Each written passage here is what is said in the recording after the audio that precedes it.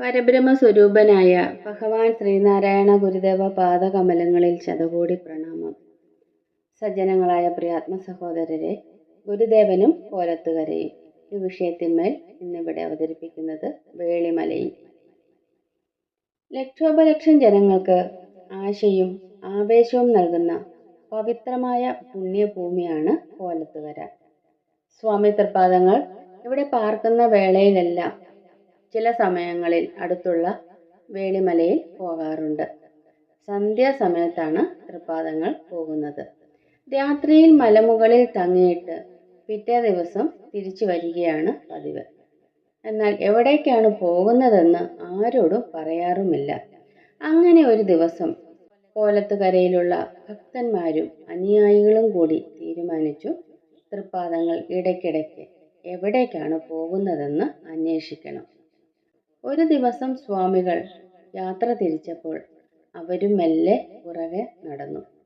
തൃപ്പാദങ്ങൾ നടന്ന് വേളിമലയുടെ താഴ്വാരത്തെത്തി.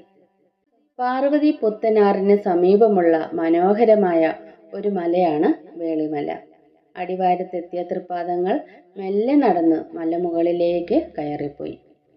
ഇരുട്ട് വ്യാപിച്ചിരുന്നതിനാൽ മുന്നോട്ടു പോകാൻ അവർക്ക് ധൈര്യം വന്നില്ല. ആ പ്രദേശം മുഴുവൻ വൻ വൃക്ഷലതാദികളെ കൊണ്ട് തിങ്ങി നിറഞ്ഞതും പാമ്പും പുലിയും തുടങ്ങിയ ഹിംസജീവികൾ നിറഞ്ഞതുമായിരുന്നു. ഇതെല്ലാം മനസ്സിലാക്കിയ അവർ തൃപ്പാദങ്ങൾ രാത്രി മുഴുവൻ എവിടെയാണ് കഴിഞ്ഞുകൂടുന്നതെന്ന് അറിയണമെന്ന് ആഗ്രഹിച്ചു. അങ്ങനെ പല ദിവസത്തെ അവരുടെ ശ്രമഫലമായി തൃപ്പാദങ്ങളെ പിന്തുടർന്ന് അവർ ആ സ്ഥലം കണ്ടുപിടിച്ചു. തൃപ്പാദങ്ങൾ മലമുകളിലുള്ള ഒരു ഗുഹയുടെ അരികിൽ എത്തി നിൽക്കുന്നത് അവർ കണ്ടു. ഇരുട്ട് വ്യാപിച്ചിരിക്കുന്നതിനാൽ എല്ലാവർക്കും ഭയവും ഉണ്ടായിരുന്നു. തൃപ്പാദങ്ങൾക്ക് അറിയാമായിരുന്നു നമ്മെ പിന്തുടർന്ന് ഭക്തന്മാർ അനുഗമിക്കുന്നുണ്ട് എന്നുള്ളത്.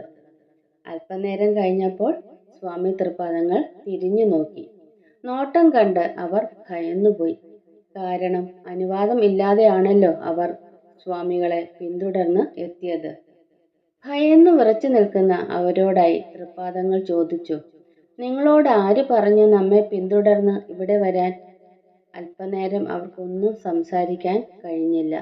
അതിനുശേഷം അവർ പറഞ്ഞു, സ്വാമി, ഞങ്ങൾക്കറിയാൻ സാധിച്ചു തൃപ്പാദങ്ങൾ ഈ വനത്തിനുള്ളിലേക്കാണ് വരുന്നതെന്ന്. ഇവിടെ ധാരാളം വന്യജീവികൾ ഉള്ളതാണ്.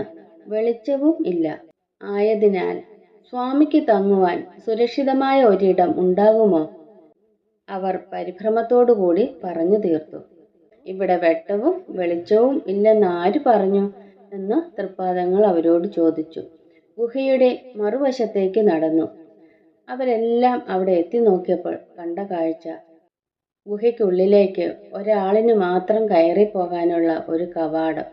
ആ കവാടത്തിൽ കൂടി ഗുഹയ്ക്കുള്ളിലേക്ക് നോക്കുമ്പോൾ അവർ അത്ഭുതപ്പെട്ടുപോയി. ഗുഹയ്ക്കുള്ളിൽ ഒരു ദിവ്യജ്യോതി ജ്വലിച്ചു നിൽക്കുന്നത് പോലെയുള്ള ഒരു ശോഭ.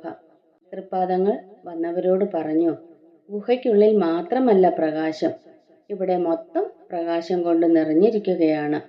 അത് നിങ്ങൾക്ക് കാണുവാൻ കണ്ണില്ല. കാലാന്തരത്തിൽ പകലും രാത്രിയും ലോകത്തെ മുഴുവൻ പ്രകാശിപ്പിക്കുന്ന ഒരിടമായി മാറും ഇവിടം. തൃപ്പാദങ്ങൾ എന്തൊക്കെ അരുൾ ചെയ്തിട്ടുണ്ടോ അതെല്ലാം ദൃഷ്ടാന്തമായിട്ടുണ്ട്.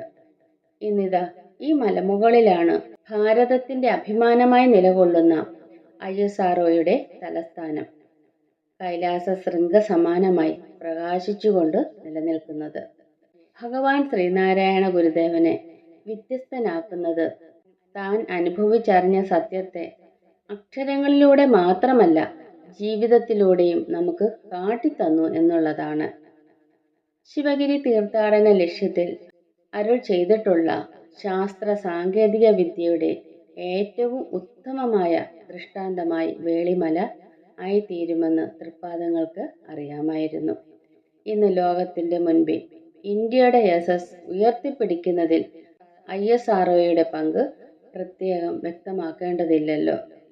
തൃപ്പാദങ്ങളുടെ പാദസ്പർശമേറ്റ ആ പുണ്യഭൂമി അറിവിന്റെ പാതയിൽ ഇന്നും മുന്നോട്ടു പോയിക്കൊണ്ടിരിക്കുന്നു. എന്തും അറിയാനുള്ള ആകാംക്ഷ മനുഷ്യനിലുണ്ട്. പക്ഷേ അതറിയാൻ തിരഞ്ഞെടുക്കുന്ന പാതയെക്കുറിച്ച് നമുക്ക് ഉത്തമ ബോധ്യം ഉണ്ടാകണം. ചില അറിവുകൾ അറിയാൻ നമ്മുടെ ഈ ബാഹ്യമായ മാംസളമായ പഞ്ചേന്ദ്രിയങ്ങൾ കൊണ്ടോ മനസ്സുകൊണ്ടോ സാധിക്കുകയില്ല. സജ്ജനങ്ങളായ പ്രിയാത്മ സഹോദരരെ, ഇന്നത്തെ അവതരണം ഇവിടെ പൂർണ്ണമാവുകയാണ്. അടുത്ത ദിവസം മറ്റൊരു വിഷയവുമായി നമുക്ക് കണ്ടുമുട്ടാം. ഗുരുവും ശ്രീനാരായണ ധർമ്മം വിജയിക്കട്ടെ. ഓം